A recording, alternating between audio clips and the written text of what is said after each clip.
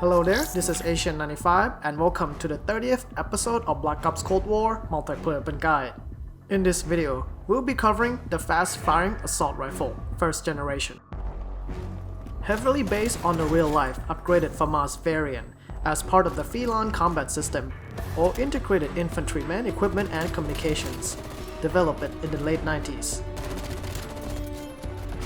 In multiplayer, the FFAR is a low-damage assault rifle, with 6 shots required to kill to the body or 4 to the head, out to 38.1 meters. After this, you need 7 shots to the body or 5 to the head. Its fire rate is the fastest in its class, spewing leads at 909 rounds per minute, with a good velocity of 629 meters per second. While the FFAR is fast to shoot, it is hard to control. It will kick to the upper right then left under a sustained fire. While firing in short bursts is definitely a good idea at long distance, you'll find that low damage makes it much more difficult to kill quickly. Aim time and mobility are standard for its class at 300 milliseconds and 95% of the base movement speed, respectively. Another downside of the FFAR is its short magazine capacity of just 25 rounds. Extended and hybrid options are worth considering, with 38 and 44 rounds available. A tactical reload time is the fastest in its class at just 1.59 seconds. Useful as the fast fire rate will shoot through your ammo supply quickly and calls for frequent reloads. While the FFAR has a consistent output, its accuracy and magazine size are hampered, limiting its assaulting capability. The recommended attachments will focus on countering these negatives in order to make the weapon more reliable. First up, the magazine size of the FFAR can be increased through the use of the 38-round magazine attachment that will increase a longevity and less downtime, useful when tackling multiple enemies. A downside to this attachment is the increase in reload time by 5%, a minor penalty compared to other options, and this will allow you to get back into a fight in a timely manner without a penalty to the aim speed. Next up is its recoil, and can be mitigated in some degree, but not entirely. The combination of the muzzle brake and foregrip will reduce the FFAR's vertical recoil by 4% and horizontal recoil by 15% respectively, without any downsides. The overall recoil, however, will still be high, and you need to adjust your aim to compensate in order to stay on target. Other options are available, like the agency suppressor and the field agent grip, but both will cut down the effective range, velocity, and shooting move speed, which may leave you at a disadvantage in certain situations.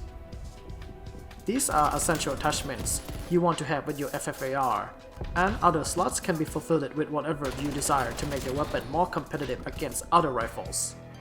Faster ADS grip and laser sight are my choices, with an ability to snap onto targets faster and spray from the hip up close more accurately for defense. The FFAR suits a defensive approach more than a run-and-gun style, thanks to its ability to put multiple bullets downrange within a short period of time. Your perk selection should also reflect this approach, in order to keep you in a fight for longer. The usual combination of flak jacket and tactical mask is essential to your survival against inertial explosives and tactical grenades. Besides this, scavenger is also essential, as the FFAR is a weapon that demands a constant ammo supply to be effective. And this perk will permit you to pick up a blue pack from fallen enemies to keep your ammo supply occupied. A secondary like the pistol is also recommended, as there will be times where the FFAR isn't ready to fire, and switching to your sidearm will save you from the unnecessary reload when you got one more enemy to finish off.